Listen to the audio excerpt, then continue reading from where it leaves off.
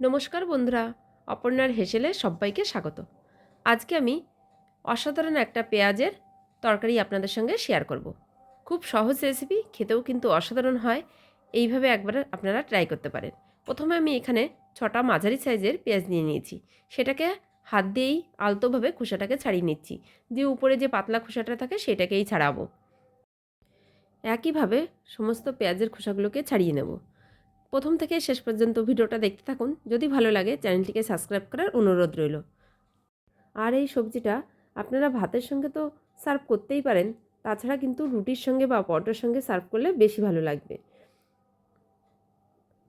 আমি এখানে 6টা পেঁয়াজ নিয়েছি, 6টা পেঁয়াজ দিয়েই রান্না করে দেখাবো। আপনারা চাইলে এর থেকে বেশি পরিমাণে পেঁয়াজ নিয়ে একটু বেশি পরিমাণেও রান্না করতে পারেন। সবগুলো পেঁয়াজেরই খোসা ছাড়িয়ে নিলাম। এবার এই আলু দুটোকেও টুকরো করে কেটে নেব। একটা আলুকে 6 টুকরো করে নিচ্ছি, খুব বেশি কিন্তু বড় টুকরো করছি না। আলুটাকেও কেটে নিলাম। এবার 4-5 কোয়া রসুন একটু কুচি করে কেটে নেব, আর হাফ ইঞ্চি মতন আদা সেটাকেও কুচি করে কেটে নেব। এই রান্নাটায় বাটা না ব্যবহার করে এইভাবে কুচি ব্যবহার করলে খেতে বেশি ভালো হয়।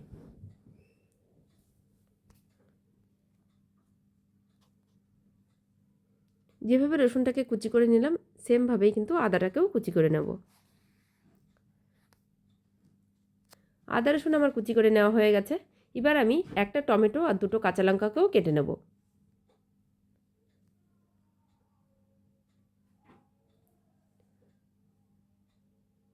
টমেটোটাকে একদম ছোটো ছোটো টুকরো করে কেটে নিলাম, আর লঙ্কাটাকেও একদম কুচি করে কেটে নেব।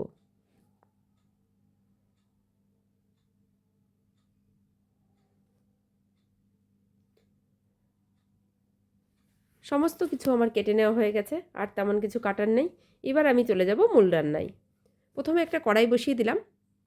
কড়ার মধ্যে দিয়ে দিচ্ছি সর্ষের তেল। খুব বেশি কিন্তু সর্ষের তেল দিইনি। এবার অল্প পরিমাণে জিরে ফোড়ন দিয়ে কেটে রাখা আলুগুলোকে দিয়ে দিলাম। প্রথমে আলুটাকে ফোড়নের সঙ্গে কিছুক্ষণ ভেজে নেব, খুব অল্প সময়। তারপর এর মধ্যে রসুন কুচি দিয়ে দিলাম। রসুন কুচিটাকে দিয়ে আরও কিছুক্ষণ আলুটাকে ভেজে নিচ্ছি। এবার এর মধ্যে আদা কুচিটাকেও দিয়ে দিলাম।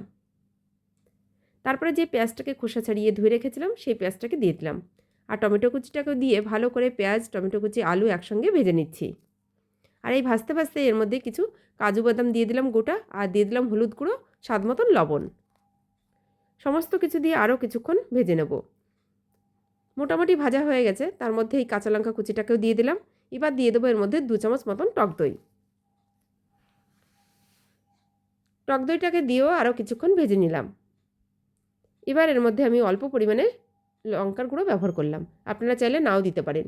আর দিয়ে দিলাম হাফ চামচ মতন জিরে গুঁড়ো। সেটাকে দিয়েও কিছুক্ষণ নাড়াচাড়া করে নিয়ে হালকা গরম জল ব্যবহার করলাম। এবার ঢাকনা দিয়ে ঢেকে রেখে দেবো পেঁয়াজ আর আলুটা ভালোভাবে সেদ্ধ হওয়ার জন্য। 4-5 মিনিট পর ঢাকনাটাকে খুলে নিয়ে আরও কিছুক্ষণ নাড়াচাড়া করে নেব। আর দেখুন পেঁয়াজটা কিন্তু একদম সেদ্ধ হয়ে গেছে। এবার খুন্তি দিয়ে একটু চাপ দিলেই এটা কিন্তু খুলে যাচ্ছে। আর হ্যাঁ, খুব বেশি জল দেওয়ার কিন্তু প্রয়োজন নেই। যতটা জল দিলে আলু আর পেঁয়াজ সেদ্ধ হয় সেরকমই কিন্তু জল দেবেন। এই রান্নায় কোনো রকম গ্রেভি থাকবে না বা ঝোল থাকবে না, তাই জলের পরিমাণ একটু বুঝে দেবেন।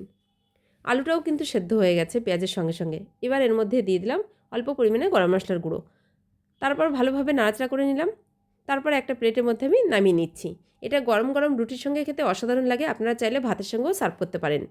আপনাদের কেমন লাগলো আমার এই পেঁয়াজের সবজি অবশ্যই কিন্তু কমেন্ট করে জানাবেন।